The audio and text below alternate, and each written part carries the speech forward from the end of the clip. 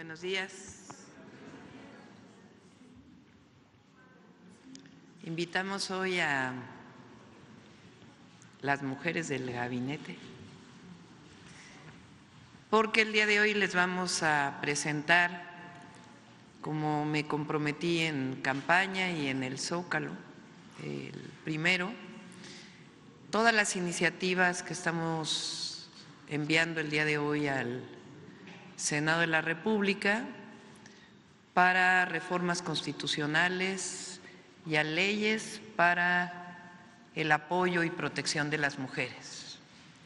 Como primera presidenta de México, nuestra obligación pues es proteger a las mujeres y que en la Constitución de la República quede establecida dos elementos fundamentales, o tres, ¿verdad? Porque es uno, la igualdad sustantiva.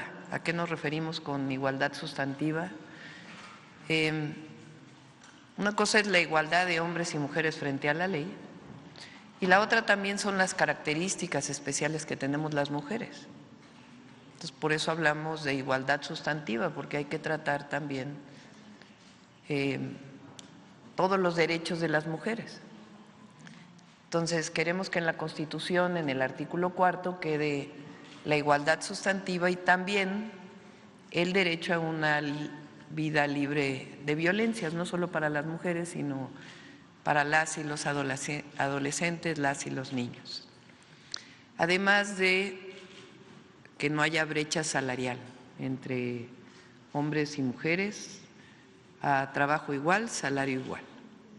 Y de ahí se desprenden también una serie de modificaciones a leyes que tienen que ver con la protección de las mujeres mexicanas.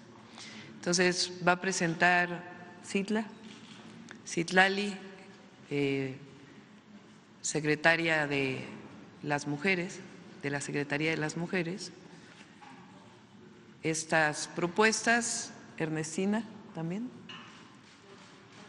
las dos, y Ariadna Montiel nos va a presentar el programa de apoyo a las mujeres de 60 a 64, cómo se va a desarrollar, en dónde van a ser los centros para poderse inscribir, porque ya empieza en estos 3 meses para que a partir de 2025 las mujeres de 63 y 64 años tengan su apoyo y en pueblos, comunidades indígenas afromexicanas de 60 a 64 y va a ser gradual. El próximo año inicia 63, 64 y en el 2026 ya sería para todas las mujeres de 60 a 64. Entonces le doy la palabra a Citlali. ¿Sí? Adelante.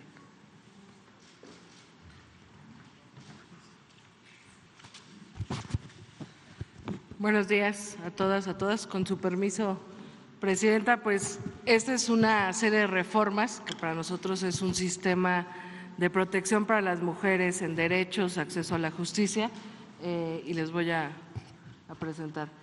Ese es un resumen de lo que implica el contenido de las reformas que hoy la Presidenta firmará. Se garantiza, como bien lo decía ella, la igualdad sustantiva para las mujeres en la Constitución. Se garantiza la igualdad salarial entre hombres y mujeres, en la lógica de que a trabajo igual, salario igual sin distinción de género. Se amplía la obligatoriedad de paridad de género en toda la administración pública federal y local, es decir, gabinetes paritarios en todos los gobiernos. Se fortalecen medidas de protección para las mujeres en materia de violencia digital, para fortalecer la ley Olimpia y también para fortalecer las leyes que garantizan el agresor sale de casa cuando las mujeres viven violencia. Se garantiza también mayor protección para las mujeres frente a la denominada ley vicaria, que es la violencia vicaria, que es esta violencia contra las mujeres ejercida a través de una tercera persona, que generalmente es a través de amenazas, condicionamiento y agresiones a las y los hijos. Se dispone que todas las entidades federativas deberán contar con fiscales de investigación por delitos de razón de género. Siguiente.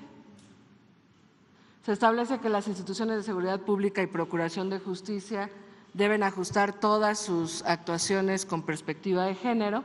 Se establece en la Constitución también el derecho a todas las personas a una vida libre de violencia. Se dispone que el Estado mexicano tiene deberes reforzados con las mujeres, que es garantizar los derechos que ya se tienen, pero profundizar y fortalecer la actuación para hacer mayores esfuerzos en garantizar una vida libre de violencia para las mujeres. Se establece que las autoridades federales puedan conocer de las medidas de protección que derivan de delitos del fuero común, esto para fortalecer la cooperación y la coordinación entre las distintas autoridades y que no sea esta discusión de repente de esto no me toca porque es un delito federal o es un delito del fuero común. Y también para mayor coordinación y colaboración institucional y entre los 3 órdenes de gobierno, se crea el Registro Nacional de Medidas de Protección de las Mujeres, Adolescentes, Niñas y Niños. Siguiente. Son en total modificación a 6 artículos de la Constitución Política de los Estados Unidos Mexicanos, es el 4, el 21, el 41, el 73, el 116 y el 123, y son reformas a 7 ordenamientos jurídicos en materia, como ya se dijo, de igualdad sustantiva, perspectiva de género, derecho a las mujeres, a una vida libre de violencia, en cuidados, seguridad y procuración de justicia y trabajo. Siguiente. Es el artículo 4, que se agrega el derecho a la igualdad sustantiva. Siguiente. En los artículos 21, 41 y 61 y 116 se agrega la perspectiva de género en materia de seguridad y protección y procuración de justicia. Siguiente, por favor. En el artículo 4, 21, 73, fracción 21 y 116 también se hacen una serie de reformas para garantizar una vida libre de violencia y donde se establecen estas medidas de protección que he mencionado hace un momento, así como las fiscalías de investigación en todas las entidades de la República. Siguiente. El artículo 123, donde ya se establece y se conceptualiza la brecha salarial y se modifica o se establece que es una obligación del Estado erradicar esta brecha salarial. Siguiente. Y bueno, esto le toca a la compañera Ernestina. Por mi parte es cuanto, presidente.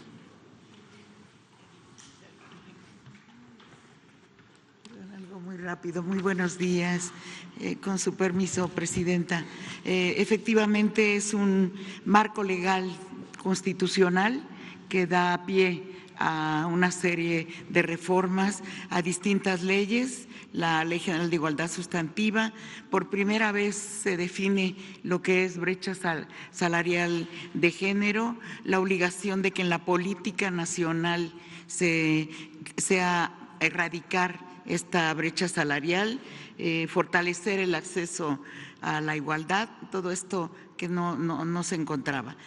Por lo tanto, van modificaciones a la Ley Federal del Trabajo, a la Ley de Trabajadores al Servicio del Estado. Algunas situaciones que encontramos en relación a tipos de violencia, violencia vicaria, donde la tenemos bien definida en la Ley de Acceso, pero con una definición distinta en el Código Nacional de Procedimientos Civiles. En fin, hacemos una serie de ajustes para que realmente las mujeres podamos tener todos los instrumentos jurídicos para defender, hacer valer nuestros derechos. El día de hoy la presidenta va a firmar las iniciativas, son varias iniciativas para que podamos tener una mayor facilidad de discusión en los congresos, que no sean demasiadas comisiones, y estaremos pidiendo los refrendos y en estos días estaremos entregando al Congreso de la Unión. Lo más seguro es que va a ser Cámara de Origen, la Cámara de Senadores, y estaremos dándole seguimiento. Es cuanto, presidente.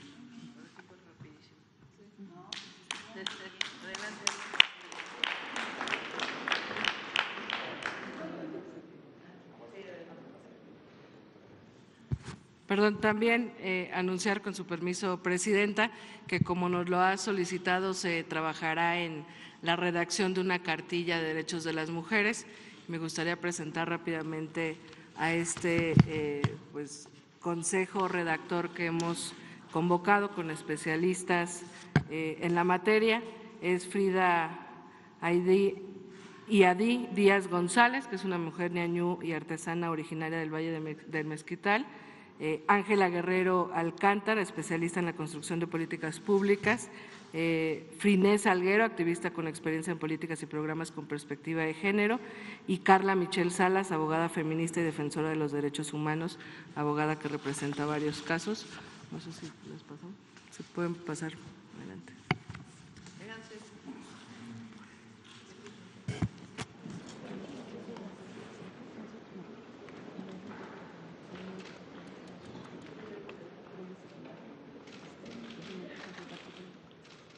A ver, ¿por qué no explicamos con detalle lo de la constitucional rápido y ahora explicamos la cartilla? Pues fue muy rápido.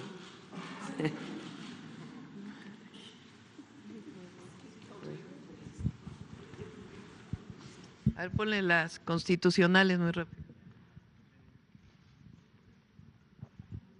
¿Sí funciona? Sí. Los artículos.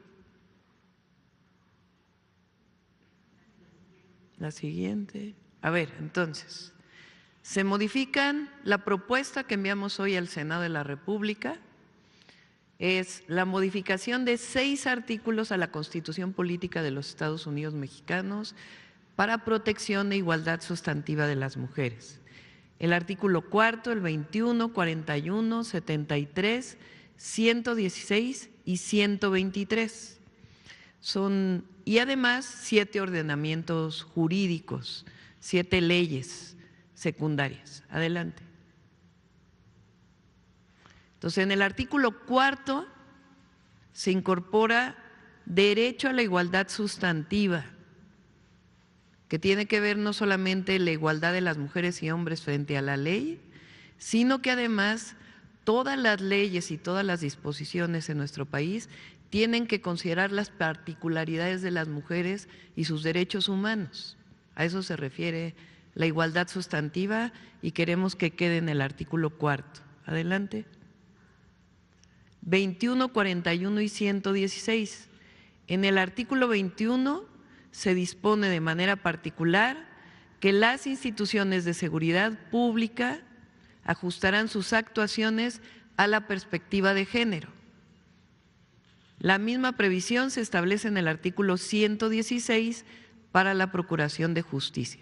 Es decir, en seguridad y procuración de justicia tiene que establecerse la perspectiva de género en todas sus disposiciones. Y en el artículo 41 se establece la obligatoriedad de la paridad de género en la administración pública federal y estatal, es decir, que haya gabinetes paritarios. Quedará establecido en la Constitución. Adelante. Y después se establece también vida libre de violencia y lo que se llaman deberes reforzados con las mujeres. Quiere decir que no solamente es la aplicación de la ley, sino que tiene que haber particularidades por la discriminación, por la violencia que vivimos las mujeres, también las niñas y los niños. Y que las fiscalías de investigación tengan necesariamente, lo establece la Constitución, áreas especializadas en delitos por razón de género. Esto no existía en la Constitución y nuestro objetivo es que quede en la Carta Magna y a partir de ahí, pues distintas leyes que van a reforzar esto que queremos que se establezca en la Constitución. Ahora, las compañeras, ¿qué más vamos a presentar? Además de que ahora presente Ariadna el apoyo, ahora sí pásense para acá. Queremos repartir una cartilla de derechos de las mujeres a todas las mujeres mexicanas. De hecho, debería ser también a los hombres, porque hombres y mujeres tenemos que conocer los derechos de las mujeres, los derechos humanos de las mujeres. Pero lamentablemente a veces una mujer que vive violencias no sabe que está viviendo violencias.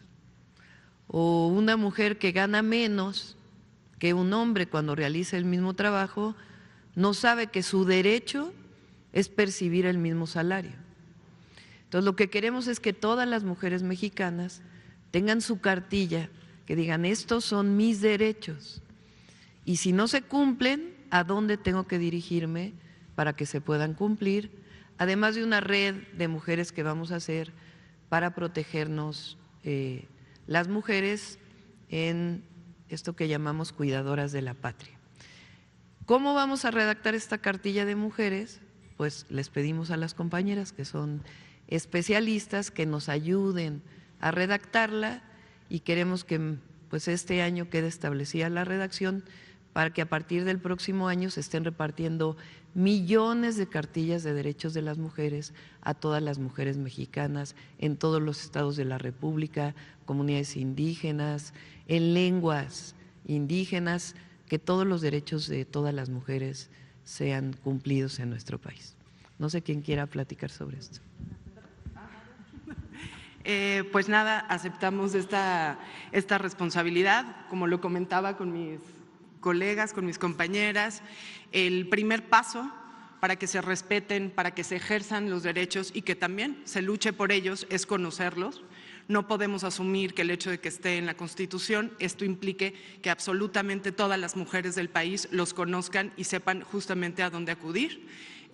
Somos un equipo de colegas que estaremos buscando la forma en la que todas las mujeres estén representadas en este espacio y estaremos hablando de ello. No sé si, Frine, ¿quieres también complementar? Sí, muchas gracias. Bueno, la comisión la acabamos de armar, ¿no? Entonces vamos a buscar la representación de mujeres diversas para que estén participando en la construcción de esta cartilla, que como bien dijo la doctora Claudia, no es de nuestro interés que solamente las mujeres conozcan sus derechos, sino que el funcionariado público, las y los periodistas, también los hombres conozcan los derechos de las mujeres y que sea un norte para que esos derechos puedan ser garantizados por todas las personas y por todas las mujeres. Entonces, pues estaremos trabajando, estaremos organizándonos y ya vendremos con más noticias, supongo, ¿no? de la redacción y de la organización de este comité. Muchas gracias. Bueno, únicamente mencionar que México, al igual que todos los países del mundo, se han comprometido al año 2030 a cumplir con los objetivos de desarrollo sustentable. Esto implica necesariamente hacer la realidad la igualdad sustantiva. En ese sentido, confiamos en que esta cartilla dará un fruto importante precisamente para avanzar y para cumplir la igualdad sustantiva en el año 2030. Y pues qué momento histórico también para nombrar los derechos de las mujeres indígenas, de las mujeres afromexicanas, de las mujeres jóvenes, de las mujeres en toda su diversidad. Entonces me parece que es un momento clave histórico para ser nombradas, visibilizadas y que se puedan respetar todos nuestros derechos. Pues muchas gracias. Muchas gracias, Presidenta. Gracias, Presidenta.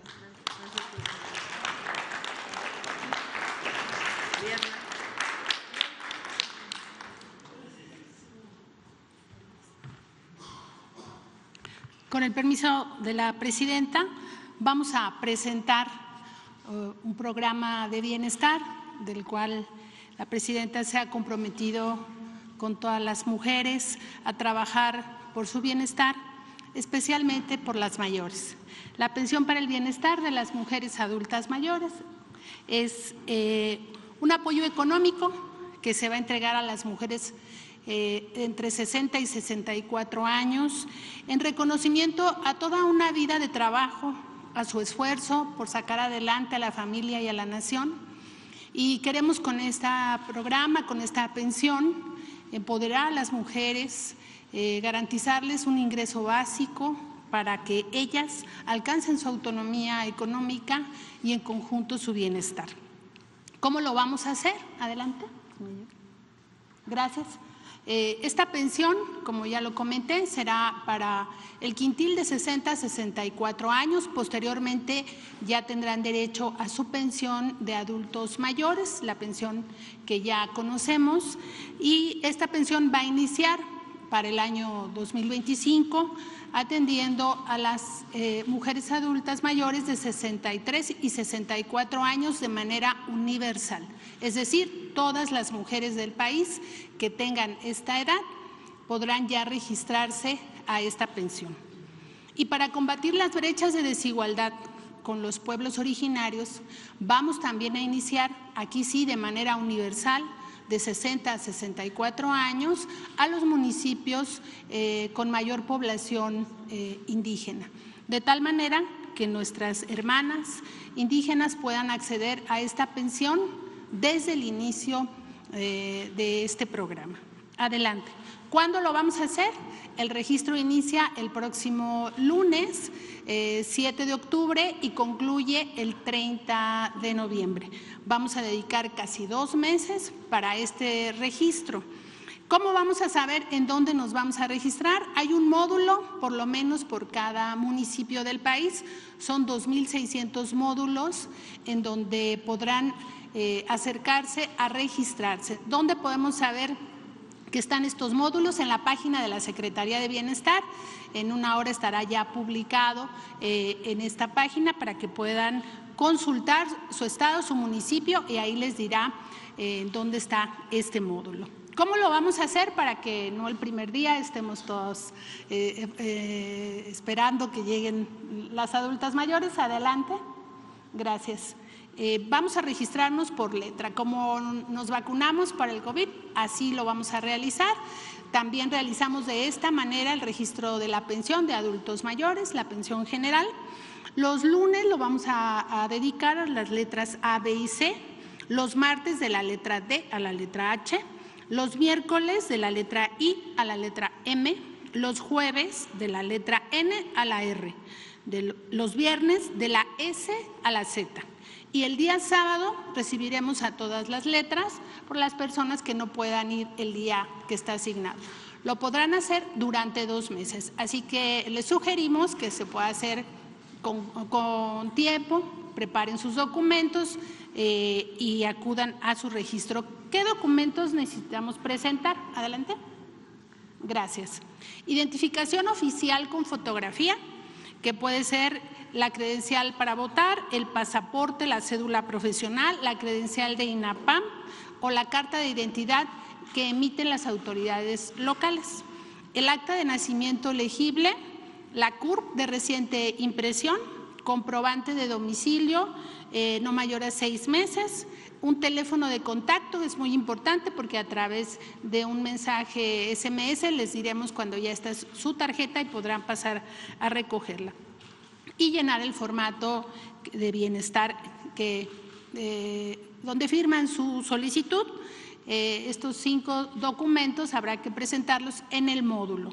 Posteriormente, las tarjetas se va a pagar como todos los programas a través de la tarjeta del Banco del Bienestar y estaremos entregándolas a partir del mes de enero. De tal manera que el registro sea entre octubre y noviembre, procesaremos en diciembre la apertura de cuentas y las tarjetas y en enero estaremos entregando las primeras tarjetas e iniciando las dispersiones. Adelante. Bueno, el monto de la pensión es de 3,000 pesos bimestrales para el año 2025, es el monto que se va a entregar de esta pensión. Es cuanto, Presidenta. Buenos días. Pues esta es la información del día de hoy y a ver, vamos a ver. A ver, de este lado, vamos acá. Sí, adelante. Muy buenos días, Presidenta. Buenos días. Claudia.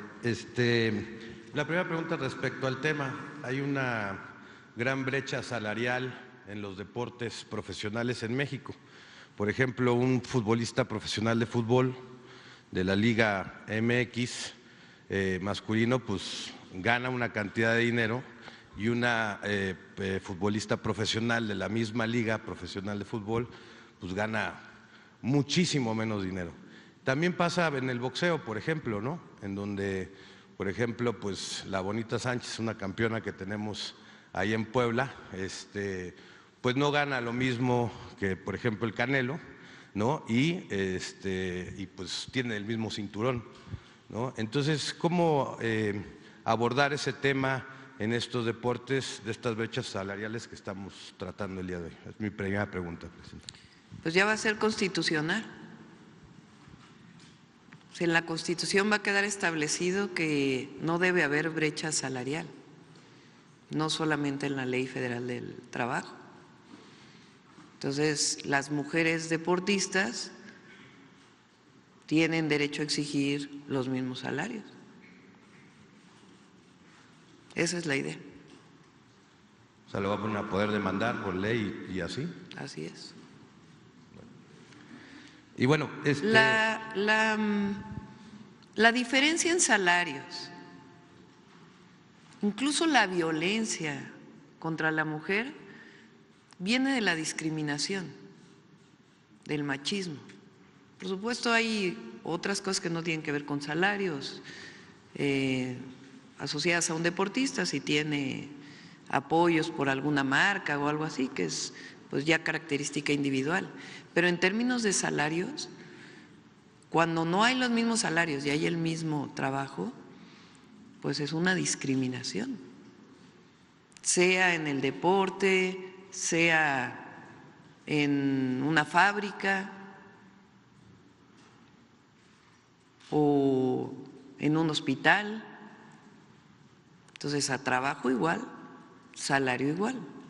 Y hay derechos particulares de las mujeres también. Pues las mujeres somos las que tenemos los hijos, las hijas, y tenemos derechos particulares por ello. La posibilidad, por ejemplo, de que haya lactarios en los lugares de trabajo. Todo eso hacia allá queremos ir para fortalecer la igualdad. Nosotros estamos en contra de cualquier tipo de discriminación por lugar de origen, por color de la piel, o por sexo o por género. Entonces, todos somos iguales. Y una disculpa, no me presenté, soy Amir Ibrahim del Quintana Roo MX. He venido haciendo una investigación respecto al tema de las factureras y en otro tema, ¿no? Y bueno, pues he encontrado más o menos como un modus operandi en donde, bueno, lo voy a describir en este momento, en donde un cliente real compra una factura en una empresa fantasma, luego se deposita en una cuenta de cheques y la empresa fantasma la deposita a una empresa concentradora, la cual se concentra el retorno a una empresa y después, pues bueno, esa empresa, hay empresas que venden el efectivo y se entrega el efectivo, digamos, al que compra la factura. En esta investigación, pues he encontrado pues 2 empresas concentradoras que manejan más o menos 4.500 millones de pesos de desvío fiscal mensual, que representa más o menos el 10% del mercado de este desvío que se hace en las empresas factureras. Y bueno, pues encontré a Regio Operadores de Capitales, que mueve más o menos como 4.000 millones de pesos al mes, que es de Claudio César Rojas Salazar, y Andrés Noriega Rivera de Transbamex, que mueve más o menos como 1.500 millones de pesos mensuales de desvíos en estas facturas. Además que encontramos más o menos unas 70 empresas de esta red que se mueven para desviar, digamos, estas factureras. Y pues bueno, preguntarle, señora presidenta, ¿cuál es la política en cuanto a este tema del desvío de evasión fiscal? Y pues bueno, pues saber qué va a suceder con esto. Gracias. Son 2, una que es constitucional, no va a haber condonación de impuestos. Eso está en la Constitución de la República. Y la otra, pues, es el combate contra cualquier evasión fiscal. Entonces, esta denuncia que haces en particular, pues, hay que revisarla, que podamos tener los datos. Y he estado trabajando desde incluso antes de entrar con la anuencia del presidente Andrés Manuel López Obrador, en su momento, con el SAT, y estamos trabajando ya con la UIF, se queda Pablo Gómez ahí, porque todos tenemos que pagar impuestos, es lo que establece la Constitución, y muchos de ellos son incluso delitos penales. Entonces, que haya la investigación y que administrativamente lo que se tenga que hacer desde el Ejecutivo y después, si es necesario, pues las denuncias a la Fiscalía General de la República. ¿A quién le entregaría esta investigación? Porque tengo Pues una a carpeta los bastante… si nos hace favor ahora que está aquí. Y para terminar, Presidenta, en relación a Quintana Roo, yo soy de Quintana Roo, saber qué plan hay para el Estado en el próximo año o este año, qué proyectos vienen para el Estado de Quintana Roo, si a lo mejor Playa del Carmen, que pues ahí tiene su casa, nos podría informar. Por ejemplo, en Playa del Carmen hay una necesidad importante ahorita, por ejemplo, con la CFE, porque Playa del Carmen ha crecido muchísimo en poco tiempo y pues bueno, pues las colonias digamos nuevas se han ha ido aumentando la demanda de luz y han provocado de alguna manera pues bueno alguna falta de electricidad en alguna de las zonas más populares de Playa del Carmen. Saber los proyectos y en este caso específico de la luz si es posible que CFE cheque pues esta parte de Playa del Carmen, porque sí, luego los calores están muy fuertes por ahí. Muchas gracias, Presidenta. Sí, bueno, como lo he comentado, para los estados del sureste vamos a seguir con el Tren Maya, que el Tren Maya, antes de que dejara el gobierno el presidente López Obrador, ya cruza o ya puede hacer todo el recorrido por todos los estados.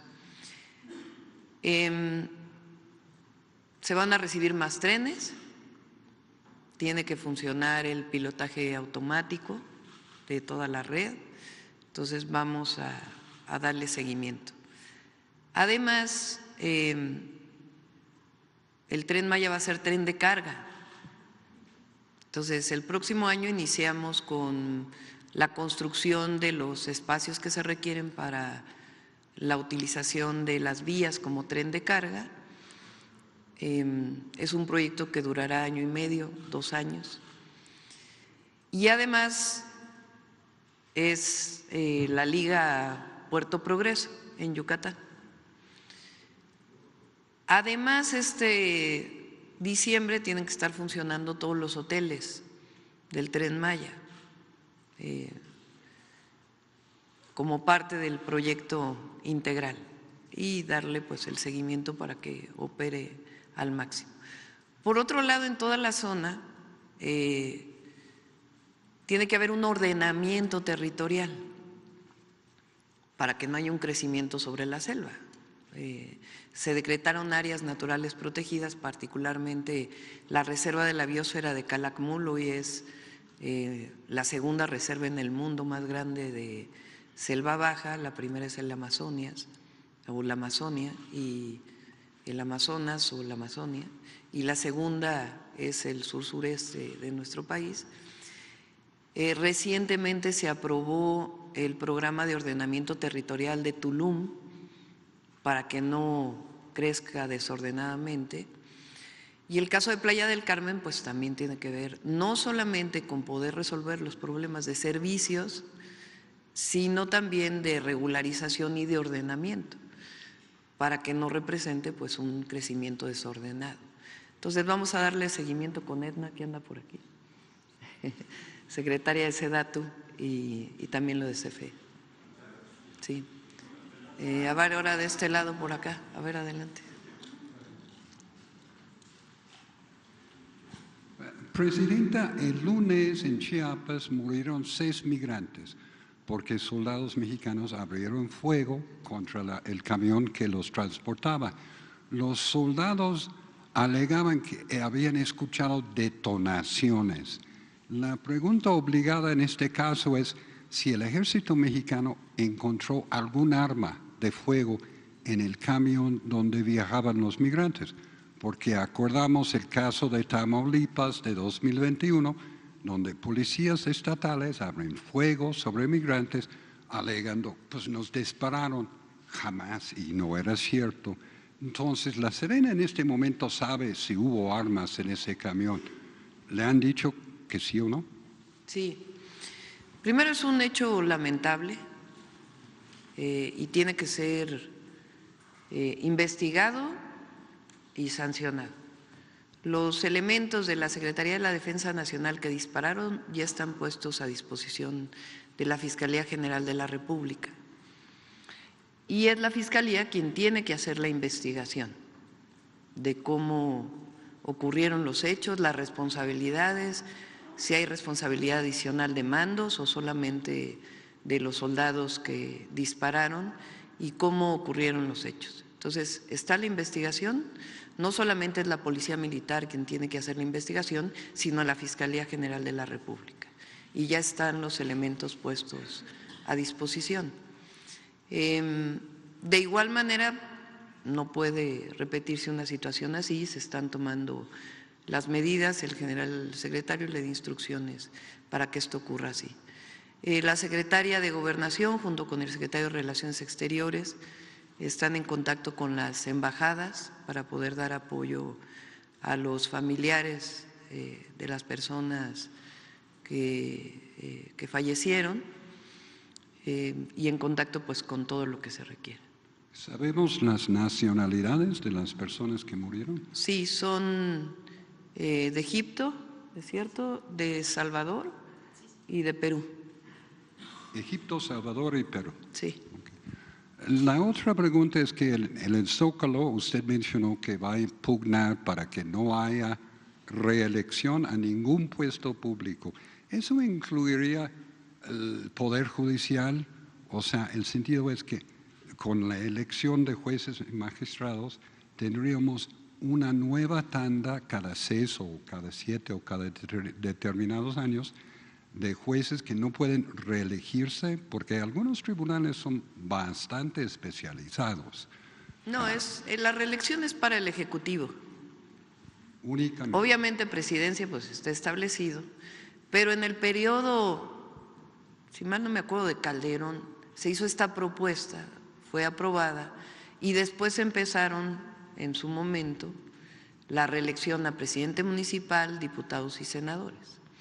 Y ahí es donde, y esto es algo que yo recogí durante la campaña, no es solamente un asunto personal que creo en la no reelección, sino la gente no está de acuerdo con la reelección. Entonces, por eso es para el Ejecutivo y el Legislativo. Gracias. Y el Poder Judicial pues tiene su propia reforma y que fue aprobada recientemente y sus propias reglas. ¿Quién más? A ver, vamos uno y uno por acá. A ver, segunda fila. A ver allá, adelante. Gracias, doctora. Tercera fila. Bienvenida, presidenta. Arturo Pavón, del Chapucero y Efecto Colateral. En este caso de del folleto que se va a entregar, habría que hacer énfasis, no nada más por muchos casos que he conocido en mi trayectoria como director de carrera en una universidad, es necesario no nada más entregar un folleto, sino también dar capacitación a todas las personas que van a estar en contacto con alguna situación administrativa con las mujeres. Le puedo decir el caso, por ejemplo, en la UNAM, una jovencita, hace 8 años, antes de que fuera muy visible todo este asunto, acosada por profesores en la ENAP, en la Escuela de Artes Plásticas, tuvo que dejar su carrera porque le aterraba ya ir a clases. Tuvo que dejar su carrera y así como ella, muchos otros casos que me platicó ya en corto. Es necesario mantener una capacitación muy intensa sobre todas estas personas que van a tener relación, jefes, líderes, profesores, directores, en todos los ámbitos de la administración pública. Sí, capacitación y estarlo mencionando permanentemente. O sea, la cartilla de derechos tiene que ver con que se sepa cuáles son los derechos que tenemos las mujeres. Pero además, pues tiene que hacerse realidad todo lo que está establecido en la Constitución, en las leyes y el acceso de las mujeres a la justicia. Entonces, evidentemente, pues tiene que haber capacitación y nos vamos a encargar aquí en la mañanera, igual que luchar contra toda forma de discriminación, que es algo que hizo muy bien el presidente Andrés Manuel López Obrador. Y ahora pues vamos a tocar el tema además de las mujeres, porque cuando las sociedades esconden la discriminación, no solamente no se conoce, sino que no se atiende. Y todos tenemos y todas tenemos derecho a todos los derechos. Se les podría apretar a todas las empresas y escuelas, universidades, a través de las certificaciones que ellos siempre requieren, pues para solventar algunas de sus auditorías. Ahí se podría Pues existen los propios inspectores del trabajo que tendrían que tener estas labores. Yo siempre creo en la educación, en la información, en hacer visible. Por supuesto que tiene que haber su parte de sanción y vigilancia, pero es muy importante la educación, la comunicación, la capacitación, la formación más allá de la capacitación, en el sentido de que las mujeres tenemos derechos, las niñas tienen derechos, los niños también, todos tenemos derecho, pero en particular ahora, como presidenta mujer, me corresponde también lo que significan los derechos de las mujeres. Y ya hablando de la universidad, en algún momento el presidente, bueno, el expresidente López Obrador, hace como 3 años se lamentó aquí en una conferencia acerca de cómo podría haber sido que se derechizó la Universidad Autónoma de México, la Universidad Nacional. En ese momento, pues, investigamos y nos dimos cuenta de que, pues, obviamente no fueron los alumnos, no fueron los docentes, fue la cúpula del poder que está en la universidad, los que pues llevaron a hacer cambios de estudios, los programas de estudio, y por ejemplo en la Facultad de Economía se dejó de hablar de Carlos Marx, así, simplemente, ¿no? Entonces, aquí, ¿cuál es su perspectiva? ¿Cómo será la relación del gobierno federal, su gobierno, con la Universidad Autónoma de México? Bueno, la universidad es autónoma. Yo fui universitaria con licencia hasta hace unos meses. Yo fui investigadora del Instituto de Ingeniería de la UNAM por muchos años. Y también luché en la Universidad Nacional por la democracia. Le corresponde a la propia universidad, a los universitarios, a las universitarias, transformar a la universidad. Yo creo que en muchos sentidos se abandonó un poco, esa es mi opinión personal, el trabajo colectivo, la academia, los salarios de los profesores, investigadores, investigadoras, y no digo que no deba ser así, pues es un salario base, después viene un estímulo y después si tienes Sistema Nacional de Investigadores. Entonces ahí hay para los profesores investigadores de tiempo completo, cómo se compone tus ingresos. Y aparte están los profesores por horas que ganan muchísimo menos, o profesores. Y eso individualizó mucho el trabajo académico, porque genera competencias de quién tiene más puntos. Yo creo, y esa es una de las tareas de Rosaura Ruiz, la doctora Rosaura Ruiz, que fue presidenta de la Academia Mexicana de la Ciencia, una investigadora muy reconocida, de fortalecer el trabajo colectivo de la academia, porque eso incluso genera más conocimiento.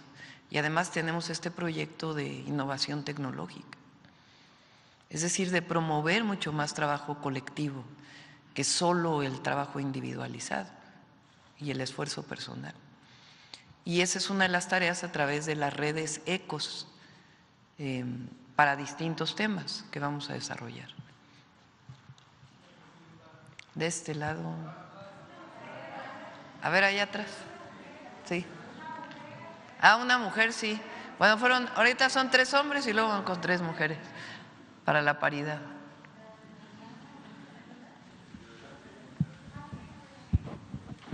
Buen día, señora presidenta. Manuel Pedrero, de los Reporteros MX. 3 preguntas. Primero, ahora que tuvo esta visita al estado de Guerrero, preguntarle si ya tiene una evaluación, una síntesis de los daños, de los estragos que ha causado el huracán John. Ahora no solamente es Guerrero, también hay zonas afectadas en Oaxaca y en Michoacán, si nos pudiera dar detalles acerca de ellos y cómo va a proceder su gobierno para ayudar a las víctimas del huracán, y también sobre el tema de si ha cedido el tema de la naturaleza, la lluvia, con las depresiones tropicales que se acercan, ¿cómo van a proceder en ese sentido? La segunda pregunta es sobre qué opinión le merece las declaraciones del presidente del Senado, de la mesa directiva, el senador Fernández Noroña, en donde el día de ayer denuncia que el Consejo de la Judicatura Federal, presidido por la ministra presidenta Norma Lucía Piña Hernández, no está permitiendo el acceso a la información que tienen dentro de la Suprema Corte para poder realizar la convocatoria en los términos de la elección de magistrados, ministros y jueces, esta negativa del Poder Judicial a entregar información a otro poder. Y finalmente, el tema de las 40 horas laborales. Usted hace un par de días mencionó aquí, en el corazón del país, en el Zócalo capitalino, que eventualmente se iba a dar la posibilidad de evaluar el tema de las 40 horas laborales. Sin embargo, el día de ayer, el diputado Pedro Vázquez mencionó ante medios de comunicación que de realizar las 40 horas laborales esto podría causar un tema de inflación en la economía mexicana. Y esto en redes sociales pues ha meritado comentarios del estilo que es como una especie de excusa, argumento en torno al asunto de lo que se decía en los gobiernos pasados con el salario mínimo y demás. Entonces preguntarle cuál es su visión en torno a este asunto de las 40 horas, si es transitable, si es tangible a lo largo de este sexenio. Gracias, presidenta. Sí, lo primero sobre Guerrero, se espera que haya más lluvias en estos días. No es de la gravedad de hace unos días del huracán John, pero hay que tomar las medidas preventivas necesarias y estar atentos a la población, atentas. Acapulco es en Guerrero en general. El día de hoy nos vamos a reunir de nuevo para hacer una evaluación. Se está atendiendo la emergencia y se está haciendo una evaluación de todos los municipios, las poblaciones y las colonias en Acapulco más afectadas. En este momento hay los 2 temas que son más importantes de cubrir. Es uno, el servicio de agua potable en Acapulco. El día de ayer dispusimos que en lo que se atienden las bombas, son 4 sistemas de bombeo que operan en Acapulco, ninguno de los 4 está funcionando, están inundados. Entonces, mientras tanto, se está atendiendo a la población con pipas.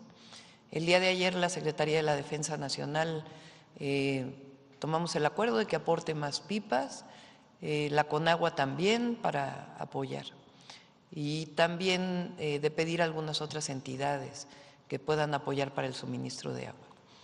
Y se va a apoyar a Acapulco en 2 sentidos: uno, para que operen lo más pronto posible los sistemas de bombeo y hacer un trabajo para que puedan elevarse los sistemas de bombeo para que no otra inundación, en caso de que llegue a ocurrir, pues no vuelvan a ser afectados. La otra son las carreteras, los caminos, particularmente un puente de un camino que lleva al relleno sanitario en Acapulco, que en este momento está interrumpida la comunicación. Entonces, el secretario de Comunicaciones y Transportes está tomando todas las medidas para que pueda ser reparado ese puente y también después reforzado para que no vuelva a ocurrir que si sube la corriente del río, pasa uno de los ríos, vuelva a ocurrir que vuelva a ser afectado. Entonces va a haber un reforzamiento adicional y hay otra alcantarilla también que pasa por debajo, que hubo un deslave y ahí también se está atendiendo, además de otros caminos. Eso es en particular en Acapulco. Ayer también con Ariadna quedamos que una vez identificadas las colonias de mayor afectación, inicia un censo para poder dar un primer apoyo de limpieza a todas las viviendas y después ya con el censo ver cuáles son las afectaciones para poder apoyar a la población. Ahora, además de Acapulco hay otros municipios afectados, no solamente en la costa, sino también en la sierra y en la montaña. Y también hay derrumbes que evitan el paso de algunas poblaciones.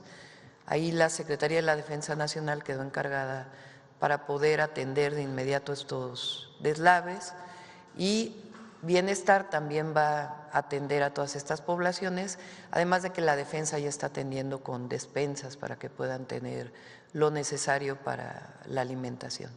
Entonces está haciendo el programa y después lo que significa el mediano plazo para Acapulco en particular, que es cómo seguir con la rehabilitación de Acapulco, en la atención de todo el sistema hidráulico, de abastecimiento de agua potable, saneamiento, es decir, las plantas de tratamiento de agua, desasolve de los ríos y algunos bordos que son indispensables para evitar que vuelva a haber afectaciones frente a una lluvia fuerte o que haya menos afectaciones, y por otro lado todo lo que tiene que ver con la zona turística.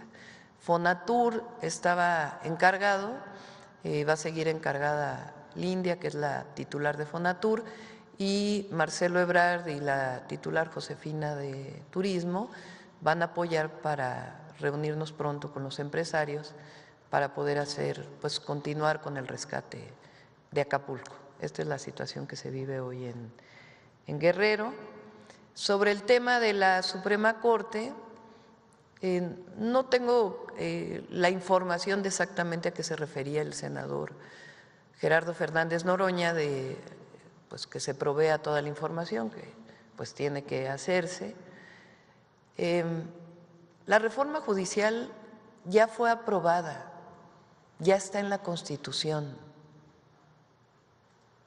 Y los jueces, magistrados y ministros van a ser electos en junio del próximo año. Eso es algo que decidió el pueblo de México y que va a ocurrir. ¿Qué viene ahora? ¿Cuál es el procedimiento? Uno, tiene que emitir una convocatoria el Senado de la República. A partir de esa convocatoria, la convocatoria va a establecer quiénes pueden participar de acuerdo a lo que dice la Constitución. Recuerden que ahí se habla de promedios, de cartas de recomendación, de un ensayo que tienen que escribirse de por qué se quiere acceder a un espacio, sea juez, sea ministro, sea magistrado, y los requisitos que tienen que cumplir.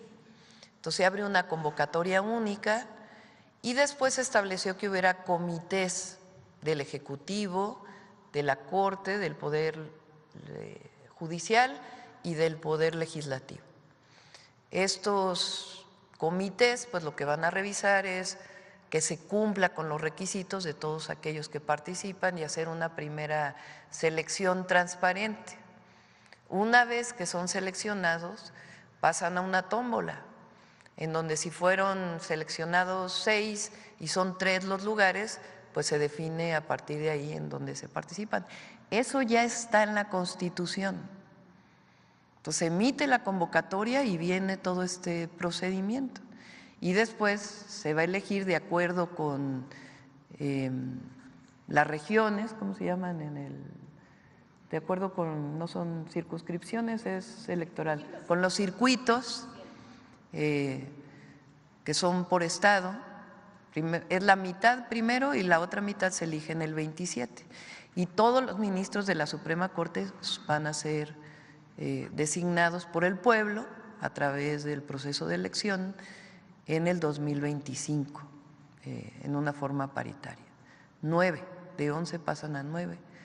Y también el Consejo Judicial, el tribunal que va a sancionar a jueces con reglas claras, que también se ha estado diciendo, o durante todo el proceso, que va a ser autoritarismo, que se va a correr a los jueces por cualquier cosa. Pues por supuesto que no.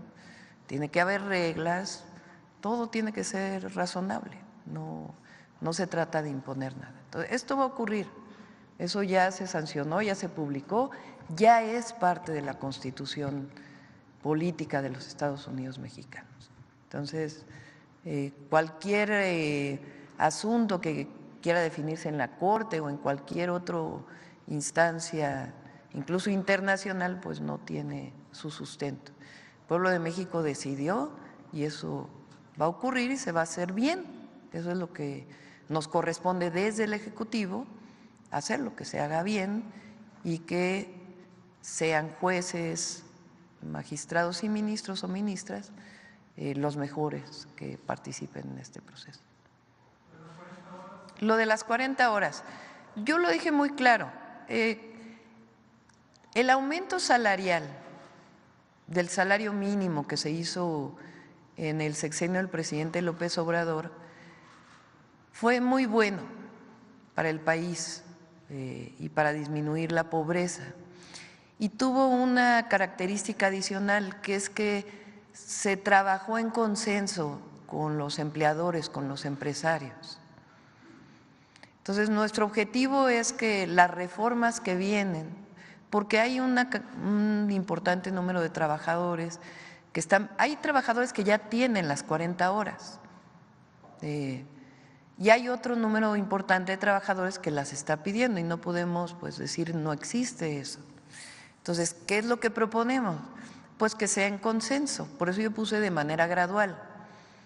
Entonces, que nos sentemos con empresarios, empresarias, con la representación de los trabajadores, trabajadoras, y que siga aumentando el salario mínimo, que es muy importante. Nuestro objetivo es que llegue a que cada salario mínimo llegue a 2.5 canastas básicas.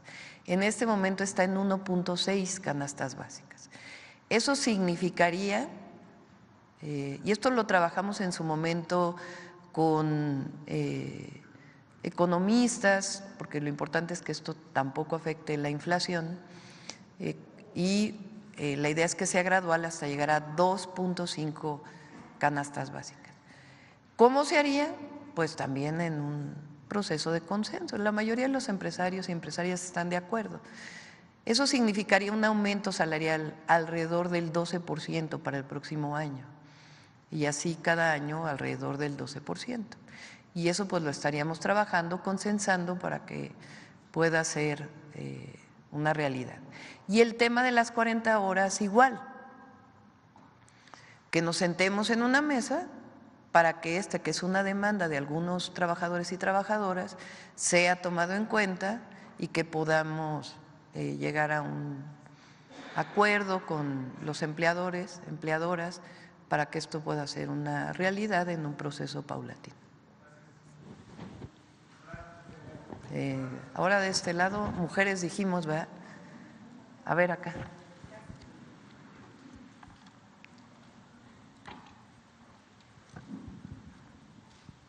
Gracias. Buenos días. Aurora Castillejos, reportera de Canal 14 SPR. Doctora, preguntarle precisamente en torno al tema de Acapulco. Hay un acento fundamental en las medidas de medio ambiente y también en la contaminación de ríos. ¿Cómo se está trabajando en conjunto? ¿Cómo se está tratando este tema de fondo? El objetivo es, de hecho ya había iniciado con el presidente López Obrador en el sexenio anterior. En la reunión, de estas reuniones que tuvimos en el periodo de transición, fuimos a Acapulco y ahí se planteó cuál era el programa de rescate, atención para pues reactivar toda la actividad económica en Acapulco.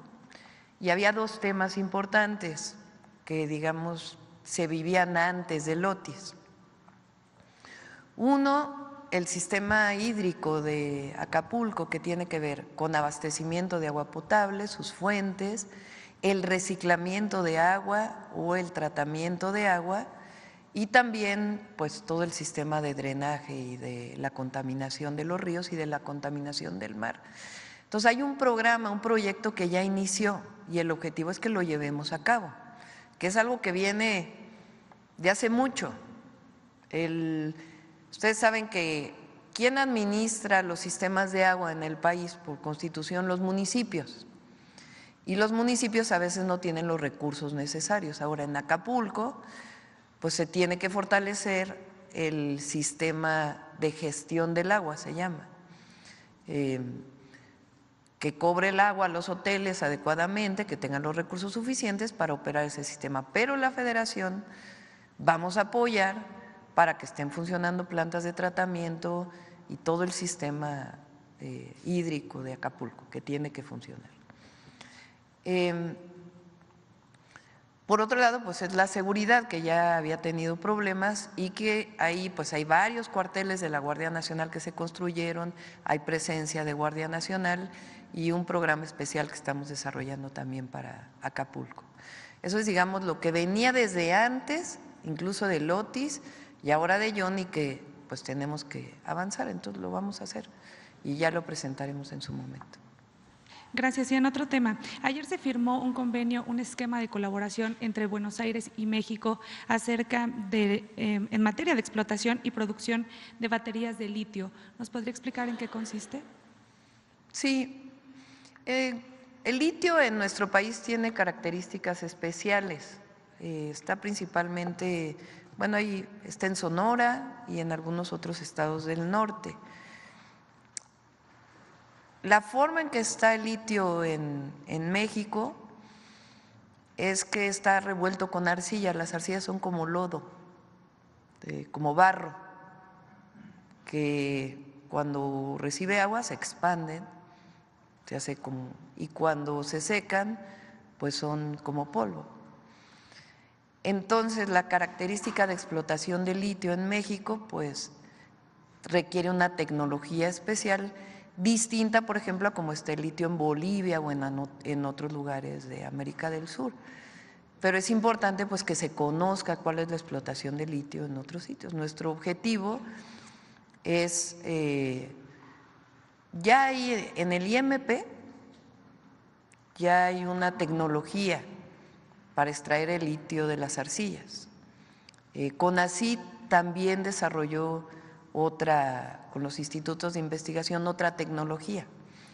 Y el objetivo pues es que esta tecnología se lleve a la práctica para poder extraer litio y no exportarlo, sino que aquí mismo en México tengamos toda la cadena de producción, que es la esencia del Plan Sonora, que ya estaba establecido con Litiomex, esta empresa del Estado, y la nacionalización de litio que se hizo. Entonces a nosotros nos toca pues este desarrollo. Así es, una pregunta más. ¿Cómo entender todo este esfuerzo en las iniciativas que va a presentar hoy en el Senado, doctora? ¿Cómo entender todo este esfuerzo que se hace en conjunto de varias secretarías y también de varios pues, organismos al final que se están trabajando? Se trata de una nueva forma de concebir también y de el tema de igualdad entre hombres y mujeres. ¿Cómo concebirlo en conjunto? Pues una cosa son las leyes que tienen que existir para protección y después es la aplicación de todas esas leyes. Y ahí pues para eso estamos creando la Secretaría de las Mujeres, que no solo es su trabajo, no solo va a ser el trabajo de Citlali, sino de las mujeres y hombres del gabinete y de los otros poderes, porque también el judicial tiene su parte y la fiscalía pues también tiene que hacer su parte. El objetivo, como digo, es que las mujeres en México pues estemos protegidas, el pueblo y particularmente pues las mujeres. Y también hay mujeres que históricamente han sido más discriminadas, las mujeres indígenas. Por eso pues para mí fue un gusto que la manera en que nos presentamos en el Zócalo, que es un reconocimiento de las mujeres indígenas de nuestro país que reciben a veces triple discriminación. Entonces, aquí todos somos iguales, todas somos iguales. Y nuestro objetivo es seguir erradicando la discriminación y seguir enalteciendo al pueblo de México, que somos y que son trabajadores y trabajadoras de primera. Si no, imagínense nuestros paisanos y paisanas que están en Estados Unidos. No sé si se acuerdan, hubo alguien que dijo que había trabajadores o que había personas en el sureste que no trabajaban. No, falso. Somos trabajadores y trabajadoras de primera, los mexicanos, de la construcción, las trabajadoras del hogar, discriminadas, que nos ayudan a otras mujeres muchas veces a que podamos salir a trabajar, que vienen de sus pueblos y que en el sexenio del presidente López Obrador se hizo obligatorio que todas las trabajadoras del hogar puedan tener su seguridad social, que es algo que tenemos que garantizar que así sea y que no sean discriminadas, porque hacen trabajo digno. Aprovecho también para decir, porque por ahí en las redes sale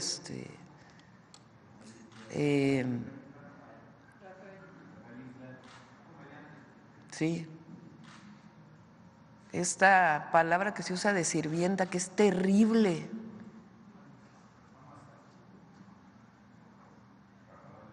Terrible. No hay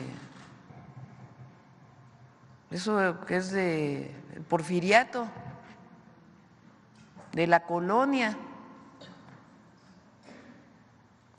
Son trabajadoras del hogar y hacen un trabajo digno y tenemos que reconocerlas siempre y darle su seguridad social. Entonces, a todas las mujeres de México vamos a reconocer y al pueblo de México. ¿Quién más era por acá, verdad? A ver, ahí atrás. A ver, no, ¿por qué no la compañera que trae chamarra roja? Acá. Hay dos de chamarra roja. Bueno, a las dos les damos la palabra. Hola, Presidenta, muy buenos días. Karen Ballesteros del 11. Primera pregunta, ¿cuál será el presupuesto que se va a destinar para este programa de mujeres, la pensión de 60 a 64 años? Son 23,000 millones de pesos el próximo año. ¿Solo para 2025? Solo para 2025. También en otro tema respecto a la iniciativa que anunciaba en su Y hay recursos, hay recursos. A esta iniciativa que mencionaba que va a mandar para que ninguna persona, ningún familiar suceda en el mismo cargo público, ¿aplicará para toda la administración pública? ¿Será también para el Poder Legislativo, el Judicial? ¿Nos puede dar más detalles al respecto? Sí, lo estamos trabajando. Yo pienso que es esencialmente para el Ejecutivo. Presidencias municipales, gobernaturas y presidente o presidenta de la República. ¿Y se ha pensado que también se aplique para otros poderes?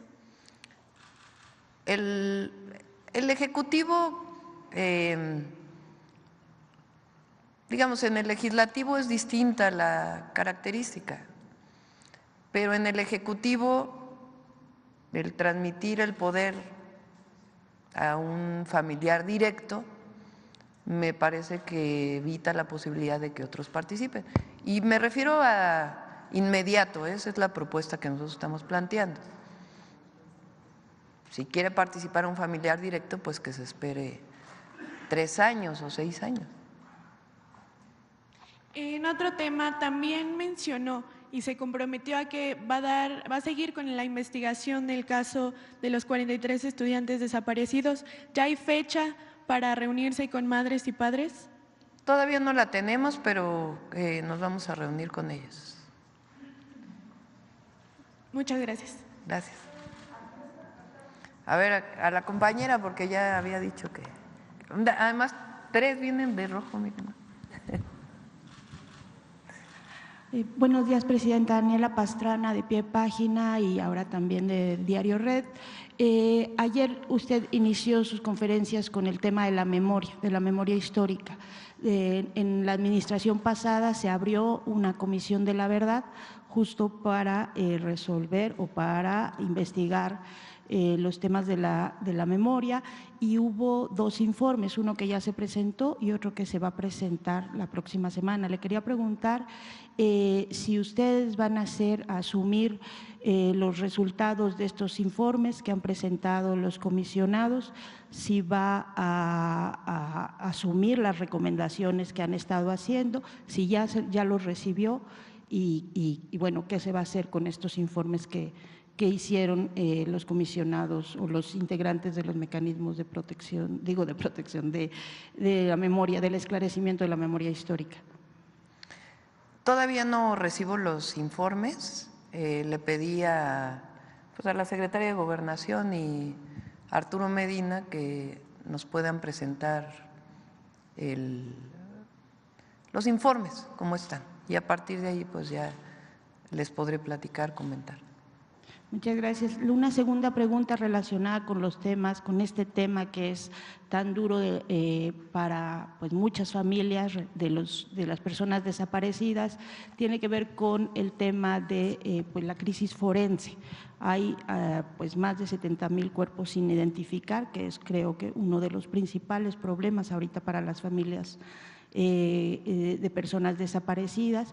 Quería preguntarle si tienen alguna acción definida ya, concreta, para empezar a eliminar o reducir este déficit que hay, ¿no?, en la investigación y en la identificación de cuerpos sin identificar. Sí, lo estamos trabajando.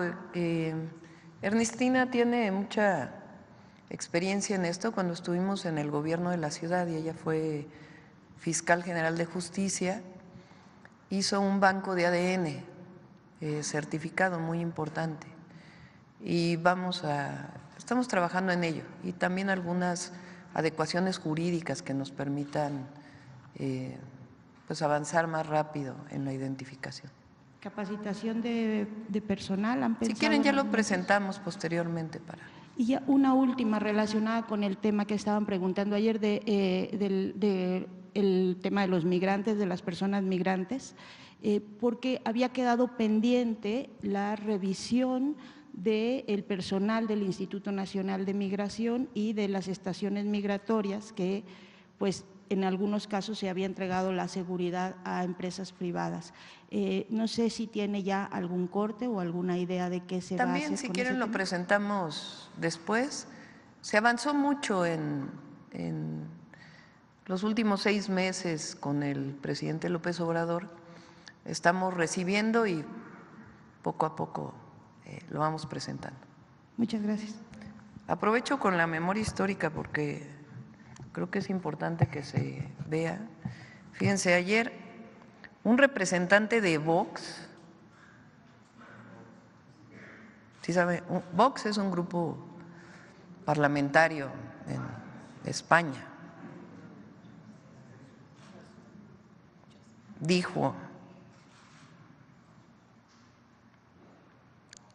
Dice, la nueva presidenta de México, Claudia Sheinbaum, se ha comportado como una absoluta analfabeta y como una absoluta ignorante. Y aseguró que los españoles jamás vamos a pedir perdón. Pero miren esto, y mucho menos por hacer las cosas bien. Frente a tribus como incas, aztecas o mayas, que venían de una cultura horripilante. Imagínense. Vamos a enviarles la grandeza de la cultura maya, la grandeza de la cultura mexica.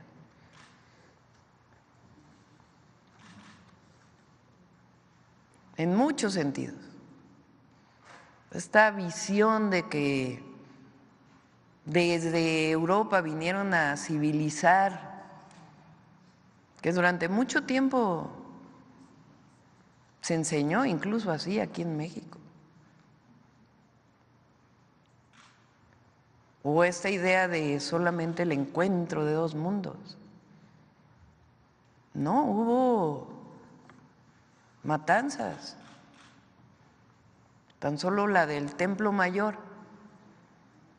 Aquí justo estamos en este lugar en donde se ordenó en una fiesta acribillar a niños, familias, la de Cholula. Pero es esta visión de que no tienen que pedir perdón porque vinieron a salvar a las mexicanas y mexicanos, que no se llamaban así, mexicas, y de otras culturas, naciones que vivían en nuestro territorio. Entonces nosotros vamos a seguir insistiendo en ello. Algunos aquí en México también piensan lo mismo.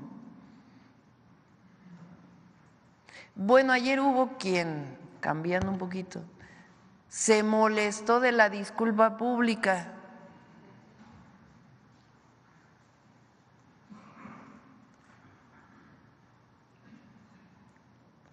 Es más, enaltecieron a Díaz Ordaz. Ya, bueno, el colmo de los colmos.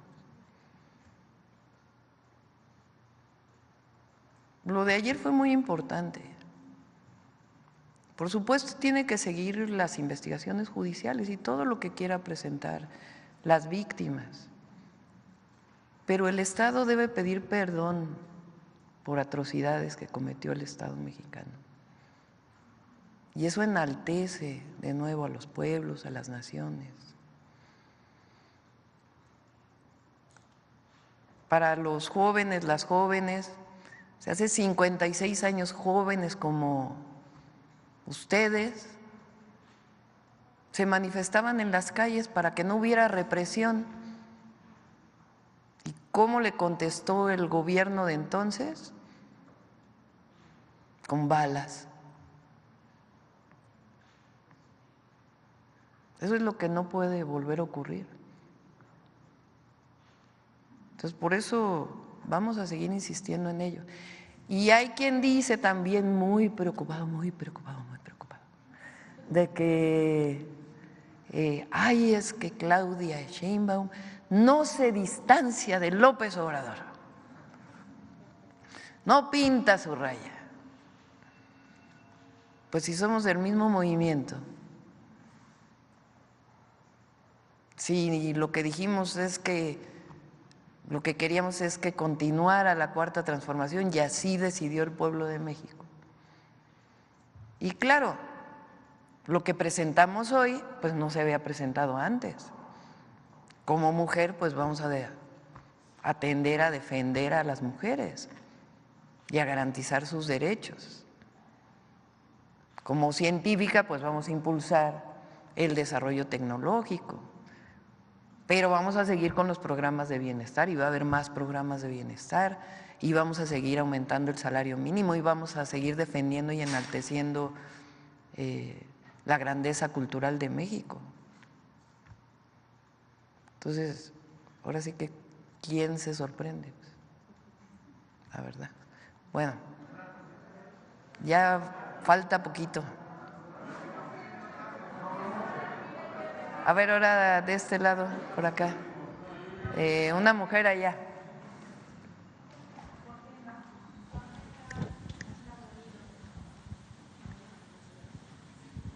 Falta Noemí, perdón. Ajá. Buenos días, doctora Elia Cruz de la Hoguera. Yo quisiera insistir un poco con las afectaciones que dejó el huracán John. Entiendo que se habla mucho de Acapulco, porque es el puerto o el polo turístico de mi estado, ¿no? Pero también hay muchos municipios que resultaron afectados. En la Costa Chica, por ejemplo, donde impactó directamente el huracán. Uno de ellos es el municipio de Copala. ahí no ha regresado la luz, doctora, desde el impacto, desde el lunes. La mayoría de las colonias no tienen señal de internet, no hay manera de comunicarse y hay comunidades que se dedican a la pesca. Esas comunidades, la mayoría de esos pobladores perdieron sus embarcaciones. Entonces, ellos estaban solicitando cómo va a ser la ayuda que su gobierno les va a proporcionar, cuándo se va a iniciar el censo en esa zona y cuándo prevén iniciar con los apoyos. Esa sería la primera pregunta, doctora. Sí, vamos rápido porque me olvidé. Deberíamos haberlo presentado antes de las preguntas. Está aquí Noemí, que es quien va a presentar todos los jueves Mujeres en la Historia. Entonces, contestamos esta pregunta, si te parece, y le damos la palabra a Noemí para que no ocupemos más tiempo. Son varios municipios, en efecto, no solamente es Acapulco. El día de hoy en la tarde nos vamos a reunir nuevamente para hacer esta evaluación y pues le encargo de una vez a Ariadna que vea lo de Copala y hoy hablamos también con CFE. Sí, las personas que están en Acapulco se van a conectar por internet y otros vamos a estar aquí. No, vamos a estar atendiendo desde aquí. Están los compañeros visitando a los damnificados. Doctora, ¿tienen un estimado de cuánto van a destinar de presupuesto para estos Justamente en municipios? eso, lo que haga falta, Gracias. Sí, son número de fallo. Ahora te lo doy. Es el que ha estado dando protección civil. Noemí.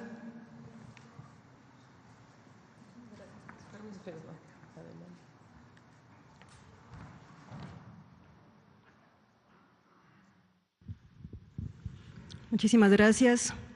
Muy buenos días. México está por cumplir 200 años como república. Estamos viviendo un momento histórico. Por primera vez, México tiene una presidenta. Es un momento que debemos de reflexionar sobre el papel de las mujeres a lo largo de la construcción de nuestro país. Es por ello que en la encomienda de la presidenta Claudia, cada jueves se va a presentar la sección Mujeres en la Historia, con la finalidad de hacer visible la participación de las mujeres, no solamente en las transformaciones, en las revoluciones sociales, sino aquellas mujeres que nos antecedieron y que hacen y que hicieron que hoy estemos ustedes y yo aquí. Aquellas mujeres que fueron abriendo brecha en la ciencia, en las profesiones, en la educación.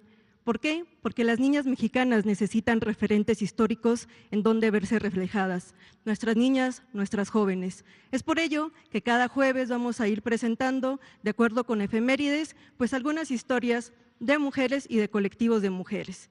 En esta ocasión queremos iniciar con las amotinadas de Amiahuatlán. ¿Qué es esto? Es todos los documentos y todos los episodios que veamos el día de hoy son recopilados del libro Documentos Históricos Mexicanos que el historiador zacatecano Genaro García publicó hace casi 100 años. O sea, nada más dimensionemos. Hace 100 años se produce este libro y 2010, hace también 100 años después, pues son pocos conocidos, pocos difundidos. ¿Tiene un vasito de agua?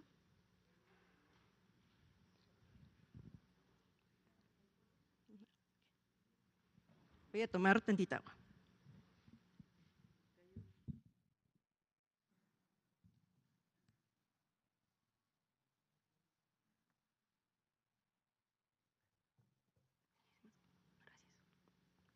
Bien, les decía yo que estos documentos históricos mexicanos de Genaro García compila 56 expedientes de mujeres que participaron en el proceso de la independencia. Esto va a ser muy importante porque lo que tenemos de estas historias son los juicios que se hicieron sobre estas mujeres y su participación.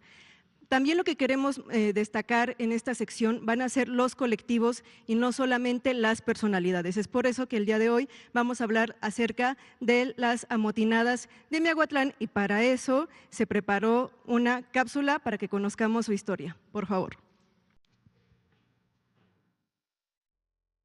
Las amotinadas de Miahuatlán. A medianoche del 2 de octubre y bajo la luz de la luna, se reunieron un centenar de mujeres ante el cuartel de Miahuatlán, donde habían sido secuestrados y convertidos en soldados por la fuerza sus maridos e hijos. Al rato, llegaron otras 3 cargando varios garrotes, lo que hizo que el soldado José Pino, que estaba de guardia, fuera a avisarle a su teniente, pero ya las mujeres avanzaban sobre el cuartel con ánimo de bronca. El teniente Lanza ordenó que mataran a las primeras que intentaran tomar el cuartel por asalto y repartió a los soldados lanzas, pero muchos se asustaron y se quedaron inmóviles.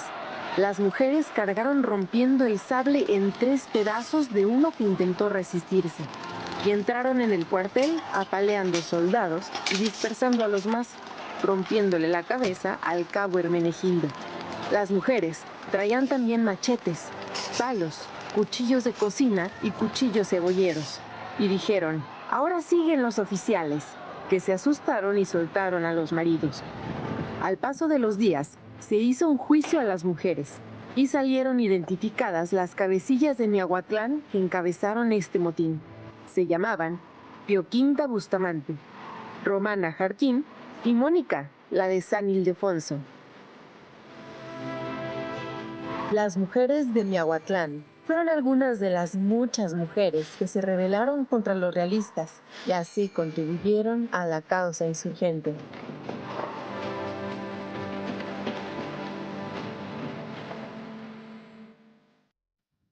Les invitamos a todas las maestras y maestros que nos ven a que utilicen también estos recursos para sus clases. Va a ser muy importante que empecemos a difundir la historia de las mujeres, debe de formar parte de nuestra memoria colectiva y bueno, también una de las ideas que tenemos para esta sección es descentralizar la historia. En este caso presentamos este caso de estas mujeres que se unieron en Miahuatlán, Oaxaca, para poder sacar a los hombres que habían sido reclutados para el ejército realista, es decir, mujeres organizadas con palos, piedras, machetes, fueron y salvaron a los hombres que habían sido reclutados por el ejército realista. Estamos hablando del 2 de octubre de 1811, es por ello que vamos a retomar esta efeméride, pero de manera general, ¿cómo podemos abordar la historia de las mujeres en el proceso de independencia? Y aquí me gustaría hacer énfasis en 3 aspectos. El primero, ¿cómo traemos nosotros a la memoria la historia de las mujeres? Siempre desde un estereotipo, que las mujeres colocamos ¿qué? El corazón, ¿no? Que siempre vamos de una manera apasionada. Por ello me gustaría que ejemplificáramos con una imagen que viene en el libro de José María Bonilla de 1922, que se titula Evolución del pueblo mexicano. Hay una fotografía donde podemos observar a Josefa Ortiz Telles Girón. Vean nada más. Hidalgo fue el cerebro de la idea de la emancipación, la corregidora, el corazón de la misma idea. Entonces, Hidalgo fue el cerebro, el estratega, el planeador. ¿Y qué le puso Josefa? El corazón, le puso la emoción, le puso el sentimiento. Cuando ella también fue conspiradora, ella también fue planeadora y estratega. Entonces, ella también, ¿no? También estuvo planeando, pensando. Es por ello que cuando hablemos de historia de las mujeres, va a ser muy importante que les ocupemos en la acción, no solamente otra vez este estereotipo de que las mujeres participamos nada más con el arrojo y la pasión. Hay otro estereotipo también que es muy frecuente cuando hablamos de la historia de las mujeres, y es vincularlas en función de un con quién. A la propia Josefa le pasa, ¿no? ¿Qué decimos? La corregidora, ¿no? Que fue la esposa del corregidor Miguel Domínguez, y hasta hacemos en el énfasis del Domínguez. Otro caso muy particular fue el de Leona Vicario. Ella incluso, yo creo que aquí es la mejor herencia que nos deja Leona Vicario en cuanto a las mujeres, todo lo que ella hace en el proceso independentista. Fue una mujer criolla, una mujer hija única, había quedado huérfana de un padre español con minas en Zacatecas, había sido sobrina del rector de la Ciudad de México, de la universidad, es decir, una mujer muy culta, que tenía prácticamente todo resuelto y aún así decide ingresar a la insurgencia. Es como hoy día podríamos decir que el privilegio no la cegó, ¿no? A pesar de tener el futuro resuelto, ella se incorpora a la insurgencia. Pues bien, después de todo lo que vive, el ser 2 veces detenida en un convento, se le hace un interrogatorio. Pensemos que para ese momento Leona tenía 21 años, o sea, todavía estaba con esta juventud y dándose en el arrojo. Bien, ¿qué hace Leona Vicario tiempo después? Hay una acusación por parte de Lucas Alamán en 1831. Imagínense que ustedes están leyendo el periódico y que lean que él nos explicaba el por qué tanta conmemoración a Leona si lo único que había hecho fue actuar por heroísmo romancesco, ¿no? Por seguir a su marido. ¿Se imaginan ustedes el enojo, la ofensa? Después de todas las acciones que ella realiza, pues le contesta con una carta vindicativa que yo creo que a estos casi 200 años podría ser una bandera del feminismo. ¿Qué le dice Leona Vicario? Confiese usted, señora Alamán, que no solo el amor es el móvil de las acciones de las mujeres, que ellas son capaces de todos los entusiasmos y que las ideas de la patria no les son unos sentimientos extraños, antes bien suelen obrar. ¿Qué hace Leona Vicario? Le devuelve a las mujeres su voluntad política, su agencia, su porqué. Ella dice, no solamente fui siguiendo a mi marido, sino también tenemos decisiones propias y voluntad propia. Y ya para concluir en esta sección de este jueves, hay otro momento que me gustaría mucho destacar de las mujeres en la independencia y que tiene que ver con lo que nos decía la presidenta hace un momento. Tus condiciones también van a implicar en tu destino. ¿Qué quiere decir esto? Que cuando hablemos de historia de las mujeres, entendamos a las mujeres en todo su contexto, con todas las condiciones, porque no fue el mismo destino que tuvo Josefa y Leona, quienes son reclutadas, detenidas en conventos, les quitan sus bienes, a las mujeres de las villas y de los pueblos. Estas mujeres fueron pasadas por las armas. Yo aquí digo que las condenamos 2 veces. El gobierno realista las condenó a la muerte, porque ellas no se salvaron de ser fusiladas y la historia las condenó al olvido, pero para eso estamos aquí nosotras, para enunciarlas. Solamente 2 ejemplos. Carmen Camacho, una mujer acusada de seducción de tropa en Acámbaro, donde es detenida por parte de las autoridades realistas y va a ser sentenciada al último suplicio. Pero además dice que su cuerpo sea expuesto en la plaza de Acámbaro a manera de escarmiento para el resto de las mujeres y vean lo que te iba a pasar. Pero además que se le cuelgue un cartelón que enuncie su delito. ¿Cuál era su delito? Adicción a la insurgencia. Me encanta, ¿no? Adicta a la insurgencia. Por adicta a la insurgencia fue fusilada y su cuerpo expuesto al resto de las mujeres para decir, esto te va a pasar por insurgente. Un segundo caso, María Josefa Martínez, de la zona de Veracruz, Córdoba, Orizaba, que también era espía, conspiraba, planeaba, ganaba recursos para la causa, pero cuando es detenida, la detienen liderando una gavilla de 12 hombres. 12 hombres, es decir, ella lideraba ya una gavilla. La detienen portando pantalones. Cuando se le hace su juicio, que también ustedes los 3 casos que he comentado los pueden encontrar en el texto de Genaro García, ¿cuál es la mayor condena? Lideraba gavilla, era insurgente, correo, espía. La mayor condena fue por portar pantalones, porque estas mujeres transgredieron 2 cosas. La parte política, eran insurgentes, pero estaban transgrediendo el deber ser mujer de la época. Y eso le valió doble juicio, porque estaban transgrediendo ser insurgentes y que no estaban siendo ese deber ser mujer del momento. Así es que estas mujeres no solamente revolucionaron, no solamente participan en esta primera transformación, sino que también fueron ganando distintos espacios y luchas para las mujeres mexicanas. Así es que es una invitación. Nuestro siguiente jueves vamos a hablar de la maestra Rita Cetina. Es una gran influencia. A mí en lo personal, pues como maestra normalista, es un tema que me apasiona y pues les invitamos a que recuperen estos recursos, sobre todo para las niñas y niños y que sean utilizados en las escuelas. Es cuanto, Presidenta.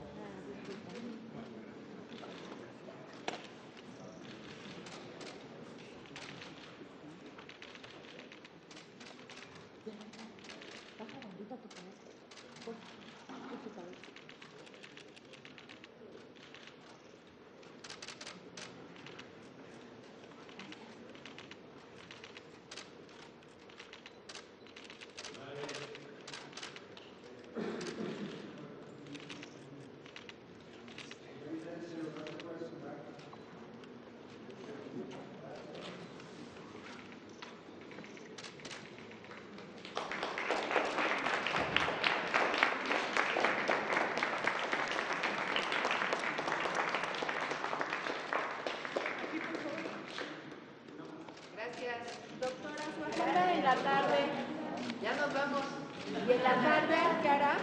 Gracias.